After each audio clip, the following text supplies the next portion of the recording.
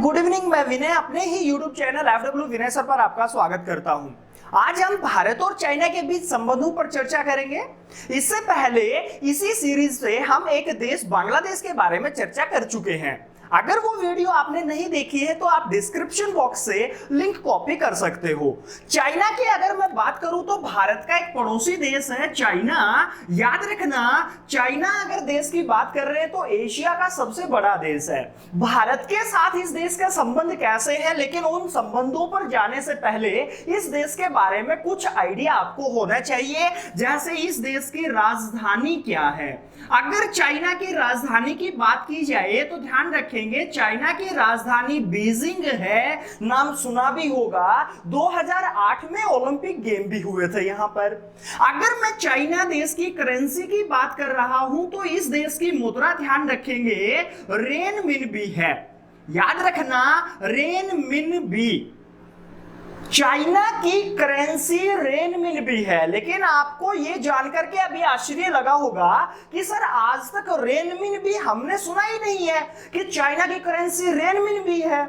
मैं आपको एक और चीज साथ में बताते चल रहा हूं, ध्यान रखना। अपोजिट साइड में एक चीज बता दूं, अगर भारत के बारे में चर्चा की जाए तो भारत की करेंसी क्या चल रही है, ध्यान रखेंगे भारत की करेंसी है रुपया।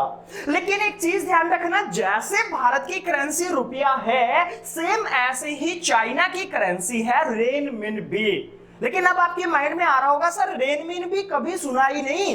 तो मैं आपको एक और चीज बताते चल रहा हूं, ध्यान रखना। रुपया जो है उसका छोटा रूप आपने सुना होगा पैसा। रुपया जो है उसी का छोटा रूप है पैसा। सेम ऐसे ही ध्यान रखना रेनमिनबी का छोटा रूप है युआन।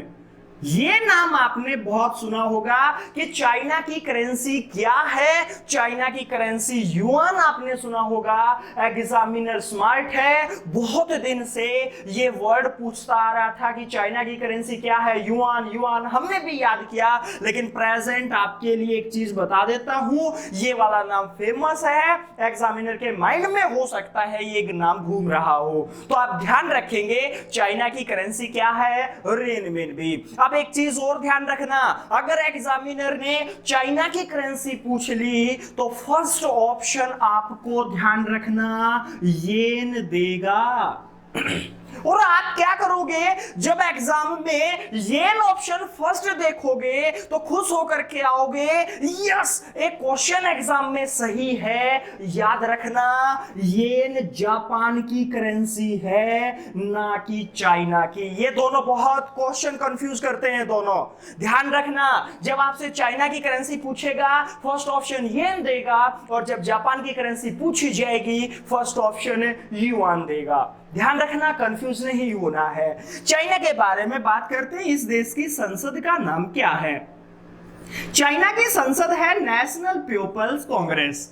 चाइना की संसद का नाम नेशनल पीपल्स कांग्रेस। जैसे भारत की बात की जाए तो भारत की पार्लियामेंट को संसद बोलते हैं, सेम ऐसे ही बांग्लादेश के बारे में चर्चा की थी, उस देश की संसद का नाम जातिया था। आज बात कर रहे हैं चाइना, ध्यान रखेंगे नेशनल पीपल्स कांग्रेस। एक चीज और ध्यान रखना, इस देश की भाषा और मैं आपको बता देता हूं कि चाइना की भाषा क्या है, क्योंकि चाइनीज अगर सीखने जाओगे 13 साल लग जाएंगे। हिंदी आप बोलते आ रहे हो, इंग्लिश सीखना आसान है, चाइनीज ध्यान रखना थोड़ी सी टफ लैंग्वेज मानी जाती है। और चाइनीज लैंग्वेज अगर टफ लैंग्वेज है तो उसका नाम आपको ध्यान होना चाहिए दिस मंडारिन लैंग्वेज। विश्व में सबसे ज्यादा बोले जाने वाली भाषा होती थी, लेकिन 2019 से ये सेकंड नंबर की हो गई है। याद रखना मंडारिन भाषा विश्व में सबसे ज्यादा अब नहीं बोली जाती है। अब ये मंडारिन भाषा दूसरे नंबर पर सबसे ज्यादा बोले जाने वाली भाषा है, ध्यान रखेंगे। अब बात करते हैं कि जब चाइना के बारे में जर्नल इंट्रोडक्शन हमने देख लिया कि सर राजधानी ये है, करेंसी ये है, संसद का नाम हमें पता पता चल गया, भाषा पता चल गया मंडारिन है। तो भारत के साथ ये जो सीमा शेयर करता है, जिसको आप मैकमोहन लाइन बोलते हो, वो सीमा कितने राज्यों के साथ लगती है? यानी अगला पॉइंट आपका था भारतीय कौन कौन से ऐसे राज्य हैं जो चाइना के साथ सीमा शेयर करते हैं। याद रखना, मैं आपको एक छोटी सी ट्रिक से बता देता हूं, सीधा याद हो जाता है तो बेस्ट, नहीं तो पॉकेट रॉकेट ले लो। और ध्यान रखना, जूसा वर्ड, अभी जैसे आपका जो टाइम चल रहा है, देन समर जो चल रहा है, उसके अकॉर्डिंग आप जूस पी रहे होगे, और जूस की स्पेलिंग वैसे होती क्या है? ज्यादा इंग्लिश मैन नहीं बनना है, अपनी स्पेलिंग चलेगी ज्योग्राफी में, JUSH, नाम सुना होगा, JUSH। और ध्यान रखना, इंग्लिश की एक हैबिट होती है, जैसे जितेंद्र पीछे विदाउट किसी और रीजन के ए लगा दिया जाता है, जितेंद्रा स्पेलिंग में ध्यान रखना, सुरेंद्र ए लगा देते हैं हम, आदित्य ए लगा देते हैं। सेम ऐसे ही आज से जूस नहीं, ध्यान रखना जूसा पीना है। क्या पीना है? जूसा। ध्यान रखना, स्पेलिंग JUIC नहीं है, JUSH। ये वो 5 राज्य हैं भारत के जो चाइना के साथ सीमा शेयर करते हैं। लेकिन अब एक दिक्कत और आ चुकी है, ध्यान रखना, भारत में 28 राज्य, पहले 29 होते थे, प्रेजेंट 28 राज्य, और 2 नए यूटी हमने अभी फॉर्म किए थे। 29 राज्य जम्मू कश्मीर की जगह लद्दाख और जम्मू, यानी 28 राज्य और 9 केंद्र शासित प्रदेश हो गए थे। तो जब जम्मू राज्य है ही नहीं, तो जम्मू कश्मीर की सीमा, ध्यान रखेंगे, चाइना के साथ नहीं लगेगी। ट्रिक में थोड़ा सा चेंज हो जाता है, जूसा की जगह ध्यान रखेंगे लूसा हो जाएगा। कौन कौन से? ध्यान रखेंगे, L स्टैंड फॉर लद्दाख, ध्यान रखना, U स्टैंड फॉर यूके, और ध्यान रखना यूके का मतलब यूनाइटेड किंगडम नहीं है, चुपचाप उत्तराखंड याद कर लेना। ऐसे बात कर रहे हैं, then S stand for Sikkim, Bharat का एक ऐसा राज्य है जो चाइना के साथ सीमा बनाता है। H stand for Himachal Pradesh, और A से ध्यान रखना अरुणाचल प्रदेश। फास्टली लिख देता हूं, ध्यान रखना, देश लद्दाख पूछा जा सकता है, L stand for Ladakh, UK Uttarakhand है, ध्यान रखेंगे। बात करें तो ध्यान रखना, देश सिक्किम, हिमाचल HP लिख रहा हूं, अरुणाचल प्रदेश AP लिख रहा हूं। याद रखेंगे, ये वो 5 राज्य हैं, या एक यूटी 4 राज्य है जो किसके साथ सीमा शेयर करते हैं? चाइना के साथ। अब यहां पे हमने स्टेट पढ़ी कि कौन कौन सी स्टेट जो है वो चाइना के साथ सीमा बनाती है भारत की। लेकिन क्या आप जानते हैं कि जब स्टार्टिंग की बात करें या थोड़ा सा एंशिएंट हिस्ट्री में चलें, तो क्या भारत और चाइना की सीमा वर्षों से लग रही है? ध्यान रखेंगे, नहीं।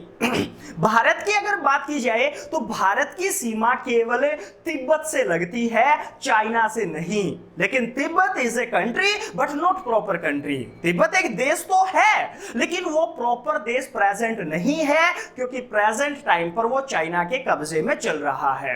और जब चाइना के कब्जे में चल रहा है तो ध्यान रखेंगे, जब चाइना ने तिब्बत को कब्जे में लिया होगा, सेम टाइम पर भारत के साथ कोई विवाद चाइना का ना हो, ऐसा हो नहीं सकता है। तो मैं आपको साथ में बताते चल रहा हूं भारत और चाइना के बीच में विवाद क्या क्या है। याद रखेंगे, अगर मैं विवाद की बात करूं तो सबसे पहला विवाद तो आप ध्यान रखना सीमा विवाद होगा। भारत और चाइना के बीच में एक सीमा जो है, मैंने अभी नाम बताया था, जिस बाउंड्री का नाम है, याद रखेंगे, मैकमोहन। मैकमोहन लाइन जो है वो 1914 में सर मैकमोहन के द्वारा खींची गई थी। चाइना इस मैकमोहन लाइन को हमेशा से डिनाई करते आ रहा है कि भारत और चाइना के बीच में मैकमोहन जो लाइन है वो जायज नहीं है, और इस पर विवाद जो है वो बहुत ज्यादा रहता है भारत और चाइना के बीच में। लेकिन सर मैकमोहन तक चाइना पहुंचा कैसे? क्योंकि बीच में तो तिब्बत आता है। मैं आपको थोड़ा सा हिस्ट्री के फ्लैशबैक में लेके चल रहा हूं। हुआ क्या कि 1933 के आसपास चाइना और जापान में एक युद्ध चल रहा था। सेम टाइम पर तिब्बत एक देश होता था जिसका हेड दलाई लामा बोला जाता था। याद रखना, मैं एक वर्ड बोल रहा हूं, दलाई लामा। दलाई लामा व्यक्ति नहीं है, दलाई लामा एक पद है।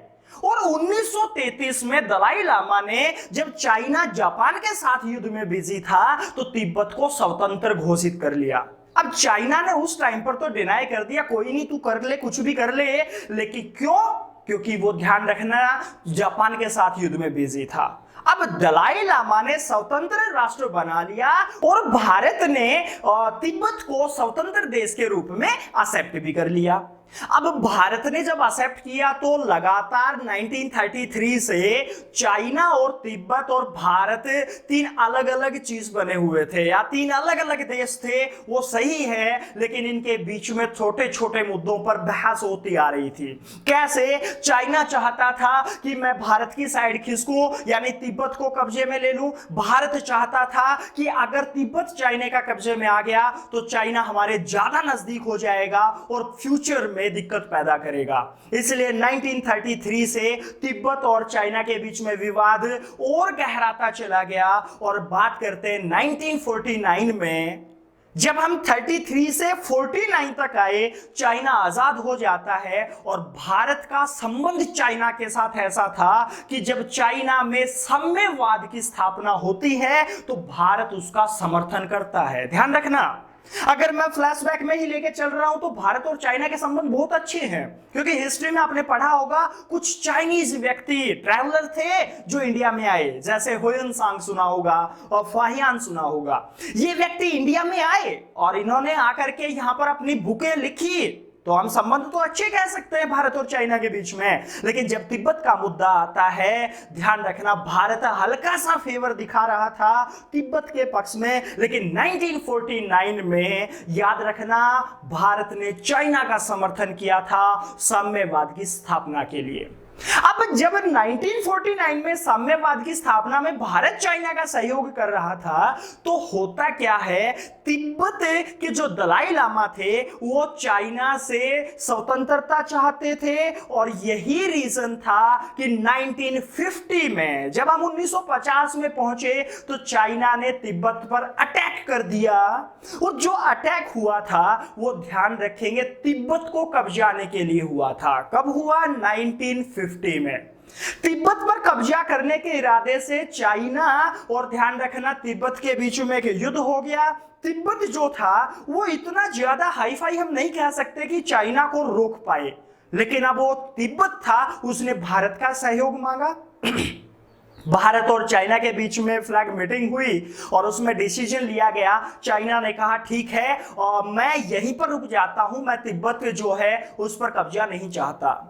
अब क्या होता है, भारत और चाइना के बीच में मीटिंग हो जाती है शिमला में, और ये सारी जो मीटिंग थी इसको दरकिनार करते हुए चाइना कोई भी जो नियम बना था उसको मानता नहीं है या फॉलो नहीं करता है, और 1950 से तिब्बत को कब्जे में लेना स्टार्ट कर देता है। अब जैसे ही चाइना ने तिब्बत को कब्जे में लेने की सोची, भारत के प्रधानमंत्री जो चल रहे थे जवाहरलाल नेहरू, उनके माइंड में आया, जैसे मैं आपको एक फिगर से भी बता देता हूं, ध्यान रखना, अगर मैं तिब्बत देश ये चाइना है और यहां पे बात करें तो ये तिब्बत है और देश ये इंडिया हो गया। चाइना ने जब अटैक किया तिब्बत को कब्जे में लेने में, तो भारत को एक आपत्ति क्या होती है कि अगर चाइना ऐसे ही चलता रहा तो तिब्बत के ऊपर तो कब्जा कर लेगा, बाद में नंबर किसका आना है? इंडिया का आना है। और इंडिया, ध्यान रखना, प्रभुत्व संपन्न नहीं है, क्योंकि जस्ट 47 में आजाद हुआ था। अब भारत और चाइना के बीच में थोड़ा सा तनाव बढ़ना जरूरी था, और ध्यान रखना उस तनाव में क्या होता है, और 1954 में पंचशील समझौते पर हस्ताक्षर होते हैं, ध्यान रखना, चाइना और भारत के बीच में। अब ये पंचशील समझौता क्या था? पंचशील समझौते में और दिखाया गया था कि भारत और चाइना के बीच में संबंध बहुत ही अच्छे हैं, और चाइना ने हमें भरोसा दिलाया था कि हम भारत पर अटैक नहीं करेंगे। ये जब भरोसा चाइना ने हमें दिलाया तो भारत के प्रधानमंत्री थोड़ा सा संतुष्ट हो गए कि हाँ ठीक है, चाइना ने कह दिया है कि भारत पर अटैक नहीं करेंगे। लेकिन साथ में चाइना ने एक साइन और करवाया था, या भारत से हाँ कहलवाया था कि भारत जो है वो तिब्बत पर इंटरफेयर नहीं करेगा, और भारत के प्रधानमंत्री ने प्रेस में, न्यूज में एक टाइटल दे दिया कि तिब्बत पर भारत इंटरफेयर नहीं करेगा, ये चाइना का आंतरिक मामला है, वो अपने आप सुलटेंगे। क्यों बोला था ये? क्योंकि भारत को भी एक डर था कि अगर चाइना यहां तक आ जाता है तो दिक्कत हो जाएगी, और 1954 में इसी डर के कारण पंसिल समझौते पर हस्ताक्षर हुआ था। तो एग्जाम में आपसे पूछा जा सकता है पंसिल समझौता किन दो देशों के बीच में हुआ था? याद रखेंगे, भारत और चाइना। कब हुआ? 1954। बैकग्राउंड क्या थी? ध्यान रखना, हुआ क्या पता चल गया होगा। अब बात करते हैं, जब 54 तक हम पहुंचे तो अब चाइना खुला छूट चुका था तिब्बत को कब्जाने के लिए, अटैक करता रहा। अब जब अटैक करेगा तो तिब्बत के अंदर जो चाइनीज सेना घुसी, उन्होंने मारकाट मचा दी थी, जो भी कुछ किया वो सारी चीजें भारत देख रहा था। अब जो चाइना का हेड था दलाई लामा और साथ में बहुत सारे बौद्ध भिक्षु, देन वो तिब्बत से भाग करके इंडिया में रिफ्यूजी हो गए। और याद रखना, जिस दलाई लामा की मैं बात कर रहा हूं वो दलाई लामा 1959 से भारत में रिफ्यूजी है, इंडिया में हिमाचल प्रदेश के धर्मशाला जगह में रहता है। और याद रखना, इसकी सुरक्षा सेम हमारे प्रधानमंत्री नरेंद्र मोदी की तरह है, Z++। 1959 से दलाई लामा इंडिया में शरणार्थी आ चुका था। अब यहां से जब चाइना जब आगे बढ़ रहा था, तिब्बत तो कब्जे में उसने ले लिया 59 तक, लेकिन अब नंबर भारत का था। तिब्बत से सारे जितने भी शरणार्थी थे वो भारत की तरफ कूच कर रहे थे। चाइना ने बहुत रोकने की कोशिश की और उनको एक भरोसा दिलाया कि हम आपका विदेशी मामलों में और केवल आपका सहयोग नहीं लेंगे, आप अपने धर्म का प्रचार प्रसार करते रहिए, चाइना तिब्बत वालों को कोई भी प्रॉब्लम क्रिएट नहीं करेगा। अब यहां से जब 1959 में दलाई लामा इंडिया में आ गए तो यहां से चाइना ने भारत से लगातार कहा कि दलाई लामा को हमारे हवाले कर दो। अब यहाँ पे जो जवाहरलाल नेहरू चल रहे थे भारत के प्रधानमंत्री, उन्होंने कहा कि दलाई लामा हमारी शरण में आया हुआ है, और दलाई लामा के साथ जितने भी बौद्ध भिक्षु थे वो हमने मना कर दिया उनके लिए कि वो हम उनको चाइना को नहीं सौंपेंगे। अब चाइना को जब हमने नहीं सौंपा तो 1959 से चाइना ने पंचशील समझौतों का उल्लंघन करना शुरू कर दिया, और 1959 से दलाई लामा वाला मुद्दा लेकर के 1962 में भारत के ऊपर अटैक कर दिया। जब अक्टूबर में 1962 में भारत और चाइना के बीच में एक युद्ध हो जाता है, 1962 इंडो चाइना वॉर बोला जाता है। एक महीने युद्ध चला, नवंबर 21 तक युद्ध चला था, और भारत की युद्ध नीति ध्यान रखना विफल हो गई थी। क्यों? क्योंकि भारत के प्रधानमंत्री पंडित जवाहरलाल नेहरू कुछ नीति लेके चल रहे थे कि चाइना को समझा लिया जाएगा। सरकार कह रही थी नहीं, हम ऐसे ही मना लेंगे, क्योंकि 1959 से चाइना ने कोशिश करती थी इंडिया में घुसने की। भारत के अंदर जो लोग थे वो सरकार का विरोध करना स्टार्ट कर दिया उन लोगों ने। और ध्यान रखेंगे, अक्टूबर 1962 में सरकार को घोषणा करनी पड़ी कि हम चाइना के साथ युद्ध लड़ेंगे, और 1962 में इंडो चाइना वॉर हुआ। हालांकि हम इस चाइना वॉर में हमारी हार हो गई थी या हम हार गए थे, ध्यान रखेंगे। अब 62 में जब इंडो चाइना के बीच में वॉर हुआ, हम हार गए, तो भारतीय सेना के एक जनरल चल रहे थे जिसका नाम था B.N. कॉल, और ये भारतीय सेना के जो आर्मी चीफ थे, इन्होंने किताब लिखी कि भारत की युद्ध नीति विफल कैसे हो गई। बहुत अच्छी किताब है, पढ़ना। बुक का नाम है the untold story of India. याद रखना, ये भारत के भूतपूर्व जनरल की किताब है, the untold story of India, B.N. Call की। इसने बताया था कि सरकार 1962 में कैसे चाइना के साथ जब युद्ध लड़ रही थी तो सरकार की युद्ध नीतियां विफल हो गई थी। अब यहां पे 1962 में हमारे बीच जब युद्ध हुआ तो मैकमोहन लाइन को चाइना ने डिनाई कर दिया, हम मैकमोहन लाइन को नहीं मानते हैं। तो यहां से हमने विवाद पढ़ा, दिस मैकमोहन लाइन विवाद। सेकेंड, हमने एक दलाई लामा जो वर्ड पढ़ा था, दिस ध्यान रखना, दलाई लामा जो रिफ्यूजी है एक विवाद वो हो गया, एक विवाद हम पढ़ चुके हैं इंडो चाइना वॉर, और याद रखेंगे इंडो चाइना वॉर के बाद कुछ और भी विवाद हैं जो मैं आपको बता देता हूं। इस देश के साथ एक हाल ही में जो नया विवाद हम कह सकते हैं वो है ब्रह्मपुत्र नदी पर एक तिब्बत में डैम बनाया गया है। याद रखना, देश एक नदी है, आपका नाम सुना होगा ब्रह्मपुत्र नदी। मैं आपको ये नदी पहले पढ़ा भी चुका हूं, ध्यान रखना, नहीं पढ़ी है तो डिस्क्रिप्शन से लिंक उठा लीजिएगा। ब्रह्मपुत्र नदी पर तिब्बत में चाइना ने एक डैम बना लिया, और वो डैम जो था उससे एक पहाड़ में सुरंग बना करके पानी अपने सूखाग्रस्त इलाकों में ले गया, जिससे क्या हो गया कि भारत में ब्रह्मपुत्र नदी के जो पानी का बहाव था वो कम हो गया, और भारत को इससे आपत्ति है कि हमें ब्रह्मपुत्र नदी का कुछ पानी चाहिए। याद रखना, एक विवाद गरमाया हुआ है। एक चीज और बता देता हूं, एक विवाद और चल रहा है, दिस डोकलाम विवाद। ये भी किस देश के साथ है, याद रखेंगे, दिस डोकलाम विवाद जो है। एक चीज ध्यान रखना, डोकलाम पर भारत और चाइना की जो सेनाएं हैं वो आमने सामने हैं, और ये जब डोकलाम जगह की बात आती है तो ये जगह भूटान की है, भारत की जगह नहीं है। याद रखना, डोकलाम जगह कहां की है, भूटान की है। तो एक ये विवाद है भारत और इसके बीच में। एक चीज और मैं यहां पे बताते चल रहा हूं, और चलिए मैं यहां पे लिख देता हूं साइड में कि भारत और चाइना के बीच में और विवाद क्या है। नंबर 5 विवाद अक्साई चीन, अक्साई चीन विवाद। एक चीज ध्यान रखना, अक्साई चीन विवाद, ये वो कौन सा हिस्सा है अक्साई चीन, ध्यान रखेंगे, अक्साई चीन जम्मू कश्मीर का वो हिस्सा है जो 1962 बैटल में चाइना ने कब्जा लिया था। और ध्यान रखना, इसी के साथ एक और हिस्सा है अरुणाचल प्रदेश का तवांग क्षेत्र बोला जाता है, ये भी चाइना के कब्जे में है। This Tawang area and Aksai चीन,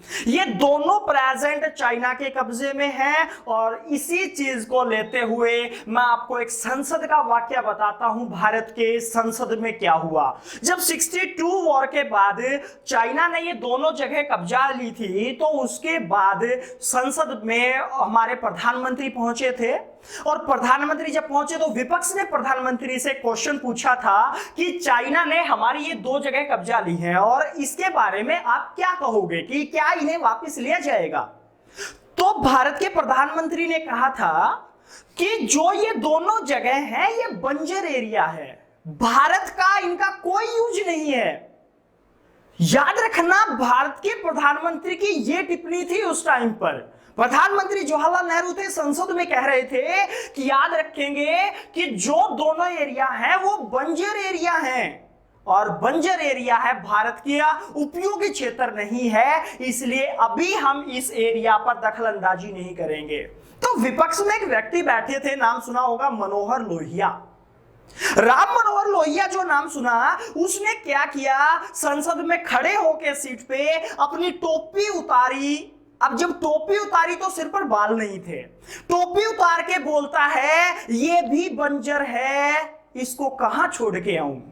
याद रखना, ये वाक्य बहुत फेमस हुआ था। भारतीय संसद में ऐसी चीजें होती रहती हैं, ध्यान रखेंगे। तो विवाद कौन कौन सा हो गया, दिस अक्साई चीन विवाद, तवांग क्षेत्र विवाद, ये किस देश के बीच में है, भारत और चाइना के बीच में। अब एक चीज ध्यान रखेंगे, ये विवाद तो हमारे हो गए, मैं कुछ विशेष पर और नजर डाल देता हूं कि भारत और चाइना के बीच में कुछ और विशेष चल रहा है, या कुछ और क्वेश्चन ऐसे बन सकते हैं जो इंडियन कंपटीशन एग्जाम में पूछे जा सकते हैं। तो ध्यान रखेंगे, वर्ल्ड में चाय की बात की जाए, याद रखना, टी, चाय उत्पादन, याद रखेंगे। साथ में एक चीज और ध्यान रखना है, चाय के साथ में रेशम यानी सिल्क अगर बात की जाए तो रेशम, चाय और रेशम, साथ में प्रेजेंट टाइम पर चावल की बात की जाए या गेहूं उत्पादन की बात की जाए तो नंबर 1 चल रहा है चाइना, जबकि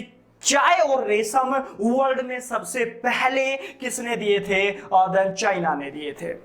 एक चीज और यहां पे मैं आपको बता दूं, वर्ल्ड में कागज करेंसी विश्व में कागज के नोट सबसे पहले चाइना ने चलाए थे, एग्जाम में पूछा जा सकता है। भारत में जो कागज करेंसी चल रही है ना, ऐसी करेंसी, पेपर करेंसी वर्ल्ड में सबसे पहले किसने चलाई थी? याद रखेंगे, किसने चलाई थी? चाइना ने। एक क्वेश्चन आज पेंडिंग कर रहा हूं, आप खुद सर्च करना।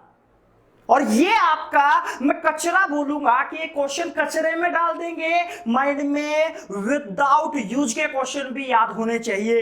हालांकि जो मैं पूछ रहा हूं वो क्वेश्चन यूज का है। क्वेश्चन क्या है आपको याद करना है, ध्यान रखेंगे। वर्ल्ड का पहला ऐसा देश जिसने प्लास्टिक करेंसी चलाई थी, मैं बता रहा हूं, ध्यान रखेंगे। क्वेश्चन क्या है? विश्व का पहला ऐसा देश जिसने प्लास्टिक करेंसी चलाई। मैं मनी की बात नहीं कर रहा हूं, क्योंकि प्लास्टिक मनी और करेंसी में फर्क होता है। Money credit and debit card को बोला जाता है, और ये चलाने वाला पहला देश ऑस्ट्रेलिया है। आपने मुझे कमेंट में बताना है विश्व का पहला ऐसा देश जिसने करेंसी कौन सी चलाई थी? देन प्लास्टिक करेंसी आपका चलाई थी। विश्व में सबसे पहले प्लास्टिक करेंसी चलाने वाला देश पूछा जा सकता है। चाइना से और भी चीजें आ सकती हैं, जैसे एशिया की सबसे लंबी नदी, नाम सुना होगा, यांगत्सी या यांगटी सिकियांग, चाइना में बहती है, मानसरोवर झील से निकलती है, दक्षिणी चीन सागर में गिर जाएगी, अप्रोक्स 6300 किलोमीटर डिस्टेंस कवर करती है। एक क्वेश्चन और भी आ सकता है, एशिया का सबसे बड़ा मरुस्थल, डेजर्ट, गोभी मरुस्थल सुना होगा, मंगोलिया और चाइना में आता है, थोड़ा सा फेमस डेजर्ट है। एक चीज और यहां पे बता के चल रहा हूं, ध्यान रखेंगे। चाइना का शोक एक नदी को बोलते हैं हवांग हो नदी, याद रखेंगे, इसे येलो रिवर भी बोलते हैं। मैं यहां पे लिख रहा हूं एक वर्ड, नदी का नाम है हवांग हो। ये हवांग हो नदी चाइना का शोक बोला जाता है, शोर ऑफ चाइना, और इसी को बोला जाता है येलो रिवर। क्वेश्चन ध्यान रखेंगे। और इस नदी का रंग येलो या पीला क्यों है? क्योंकि यहां पर एक मिट्टी है, लाओस मिट्टी, जो पीले कलर की होती है। और ये ध्यान रखेंगे, लाओस मिट्टी एक अवसादी चट्टान का एग्जाम्पल भी है। लाओस मिट्टी से बहती है, इसलिए इस नदी का कलर कैसा हो जाता है? पीला कलर। तो ये चीजें हमारे चाइना से कुछ फेमस थी, जो इंडियन कंपटीशन एग्जाम में पूछी जा सकती हैं। आज के इस वीडियो में हम इतना ही पढ़ेंगे, मिलते हैं नेक्स्ट इसी सीरीज में एक और देश के साथ। Thank you.